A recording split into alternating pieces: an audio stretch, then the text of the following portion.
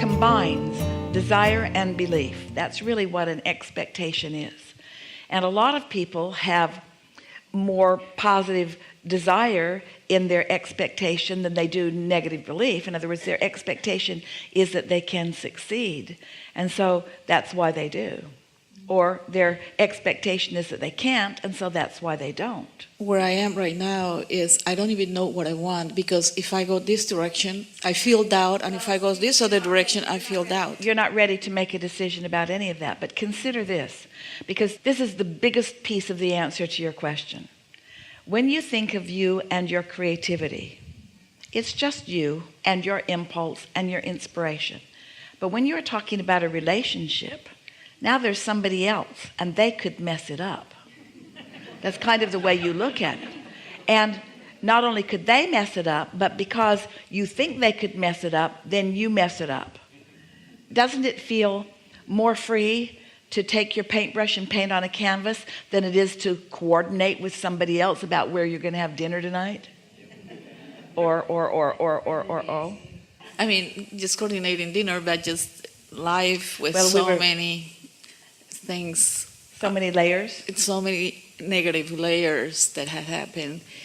But they don't have to stay active. They don't have to be active now. One day, a woman sat here and she was really worried about her mother, worried about the trouble that she had been having with her mother for years.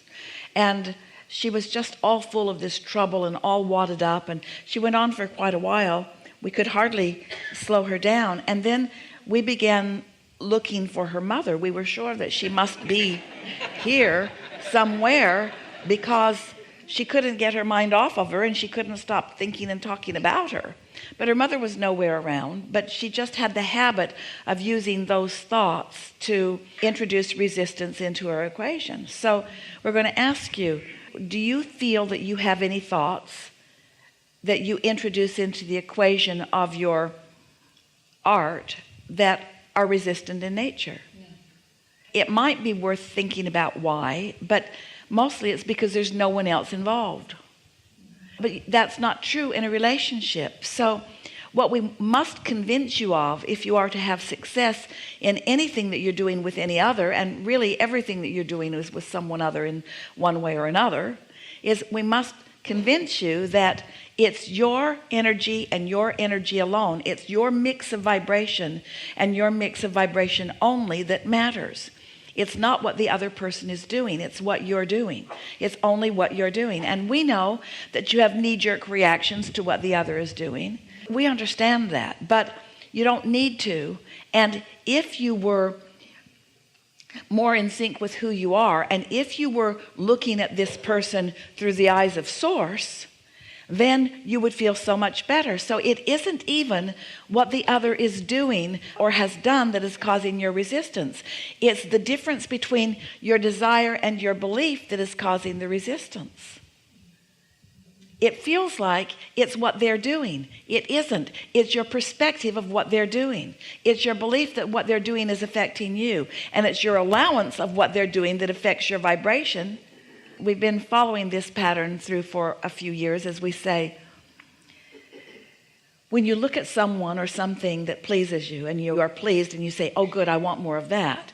But when you look at something that doesn't please you and you say, oh no, I don't want more of that, but you're really saying, give me more of that, because your attention to it brings it into your vibration. So the truth of it is that others around you cannot buck the current of your expectation about them.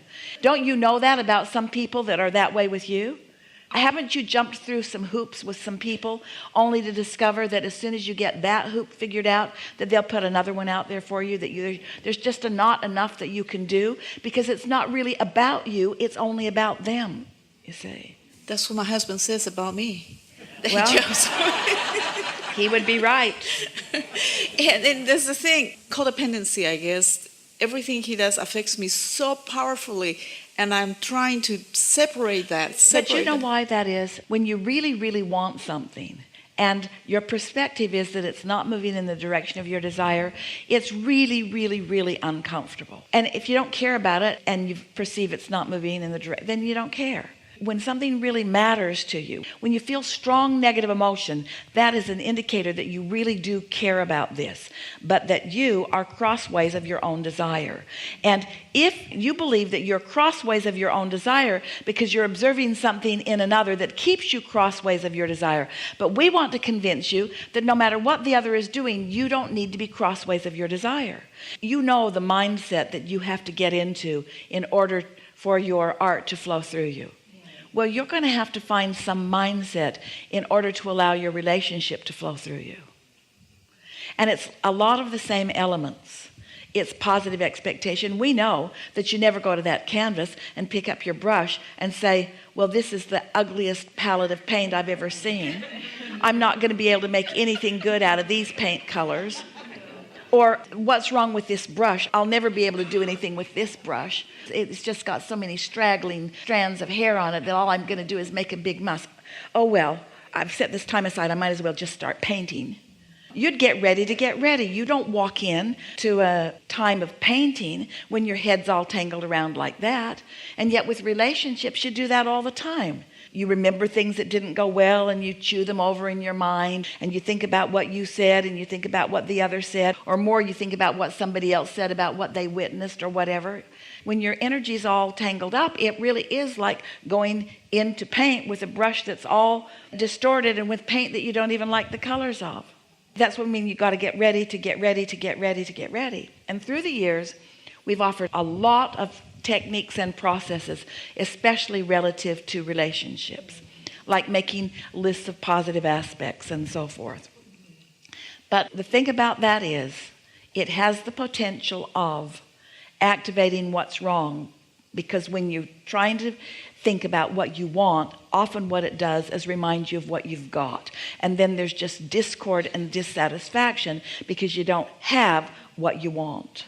And so there's only one way to this. There's only one way to anything that you want, and it is that you must clean up your energy first. And sometimes people will say, well, Abraham, this has happened and this has happened and this has happened, and do you think I should just separate myself from this person or from this job or from this situation? And sometimes we say yes, if the momentum is such and depending on what's going on in the vibrational mix. But we always say, if you're going to leave this person because these things are bothering you, then you better get out of town too. Because there's things that bother you in this town, and you better get out of this state and out of this nation and off this planet, and now we don't know where to send you, because the truth of it is you take yourself everywhere you go. And so as you talk about all of these layers and layers and layers and layers, they're just experiences that you have had that are still active to some degree, that keep being present in your day-to-day experience, that don't need to be active but are because you let them be active. And we know it feels to a lot of you, no, I'm not the one keeping it active. The other one is the one that's keeping it active. And we say it always takes two. If you have meditated and cleaned up your vibration, and meditated and cleaned up your vibration, and meditated and cleaned up your vibration, so there's nothing active about that with you, and the other one joins you in a moment in time of manifestation, and the other one's all over something and really got a strong activation about it, you will at least will not throw gasoline on the fire. But if the other one has something active and you do too, it's like a bomb going off. A big bomb goes off every time your energy meets their energy. It's an exponential adding together of the momentum.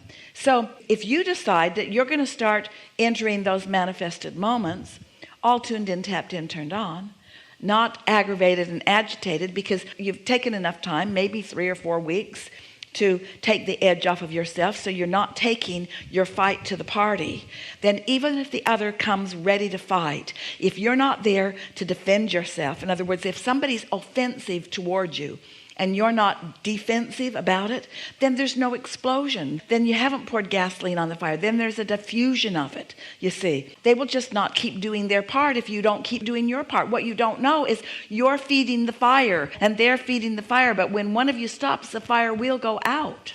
Mm-hmm. That's true. What I've decided, and I made a decision, is I'm going to take a trip around the world for a year to just change the vibration. Traveling is what I feel the happiest, the most connected we do with not the world. Disagree that that's a good idea, except for this.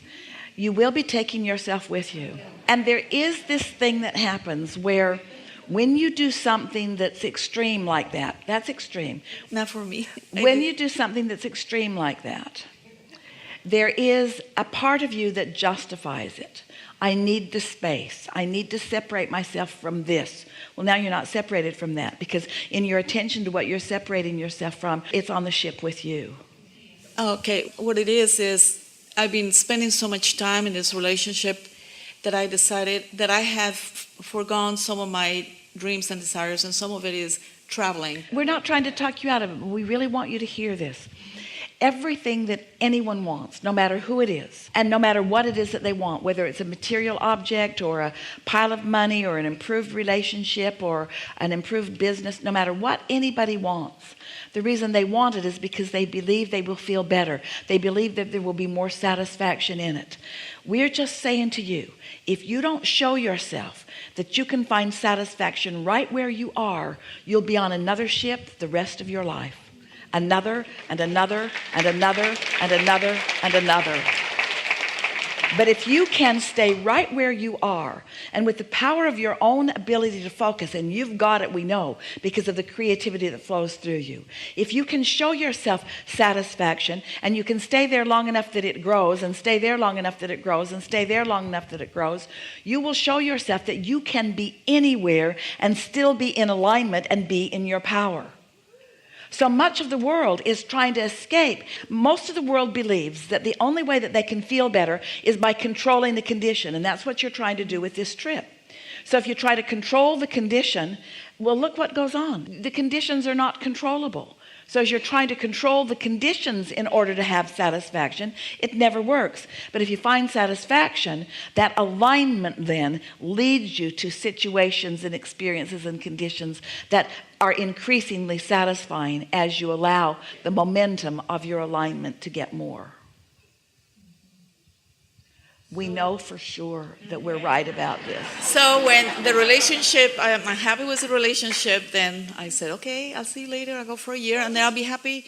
And he'll probably pay for the whole trip Just too. happy with some aspects of it. We know that there are positive aspects of your relationship, but the thing is, if we try to coach you right now into focusing on positive aspects of the relationship, you're going to feel defensive about it. You're already a little defensive as you've decided that you're going to do something, and we're not thinking it's a very good idea, and you're wanting to defend and justify while it really is a good idea. In other words, the defensiveness is already coming up in you. But when you meditate and find a peaceful moment, and then another, and the edge is gone, then you will be able to receive your inner being's awareness of the wonderment of your relationship.